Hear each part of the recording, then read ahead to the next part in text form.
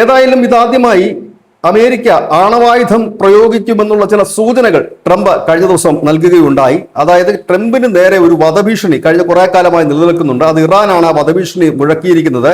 Tehran തന്നെ ഇല്ലാതാക്കിയാൽ ആ നിമിഷം തന്നെ അഭൂതപൂർവമായ ആക്രമണം നടത്താൻ, അതിനു വേണ്ടിയിട്ടുള്ള ബോംബ് തയ്യാറാക്കി നിർത്താൻ താൻ ഉത്തരവ് നൽകിയിട്ടുണ്ട് സൈന്യത്തിനെന്നാണ് ട്രംപ് ഇപ്പോൾ പറഞ്ഞിരിക്കുന്നത്. തനിക്ക് എന്തെങ്കിലും സംഭവിച്ചാൽ, താൻ വധിക്കപ്പെടുകയാണെങ്കിൽ ആ നിമിഷം തന്നെ ഇറാൻ ഭൂമുഖത്ത് നിന്ന് തന്നെ ഇല്ലാതാകുമെന്നാണ് ട്രംപ് പറഞ്ഞിരിക്കുന്നത്. അതായത് ഈ അഭൂതപൂർവമായ ആക്രമണവും ഈ ഒരു ബോംബും എന്ന് പറയുമ്പോൾ സ്വാഭാവികമായി തന്നെ അത് അണുബോംബായിരിക്കും. നമുക്കറിയാം അണുബോംബിന്റെ ഒരു വ്യാപ്തി, അതുണ്ടാക്കാവുന്ന നാശനഷ്ടങ്ങൾ. ഒരുപക്ഷെ അത്തരത്തിലേക്ക് ഒരു ഉത്തരവാണ് താൻ കൊടുത്തിരിക്കുന്നത് എന്ന് ട്രംപ് പറയുകയാണ്. അതായത് ആണവായുധം എന്ന് അദ്ദേഹം ഉപയോഗിക്കുന്നില്ലെങ്കിൽ പോലും ആ തരത്തിലേക്കാണ് അദ്ദേഹം കാര്യങ്ങൾ പറയുന്നത്.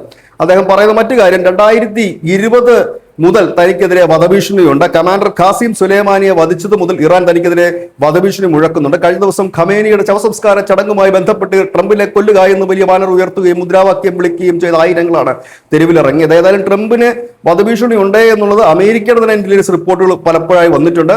പലവട്ടം തന്നെ വധശ്രമത്തിൽ നിന്നും തലനാരിഴയ്ക്ക് ട്രംപ് രക്ഷപ്പെട്ടിട്ടുമുണ്ട്. ഇപ്പോൾ ഇസ്രയേലിന്റെ ഇന്റലിജൻസ് റിപ്പോർട്ടുകൂടെ പുറത്തു വരുന്നുണ്ട്. ഏതായാലും ഇത്തരത്തിലേക്കാണ് കാര്യങ്ങൾ നീങ്ങുന്നതെങ്കിൽ സ്വാഭാവികമായി തന്നെ അതൊരു സർവനാശത്തിൽ കലാശിക്കുന്ന യുദ്ധമായി തീരാനുള്ള സാധ്യതയുണ്ട്. കാരണം ട്രംപിന് അമേരിക്കൻ പ്രസിഡന്റിന് നേർക്ക് വധശ്രമത്തിൽ കൊല്ലപ്പെടുകയോ മറ്റോ ചെയ്തു കഴിഞ്ഞാൽ അമേരിക്ക ഒരു ശക്തമായ പ്രതികരണം തന്നെ ഇറാനിൽ നടത്താനുള്ള സാധ്യത വളരെ കൂടുതൽ തന്നെയാണ്.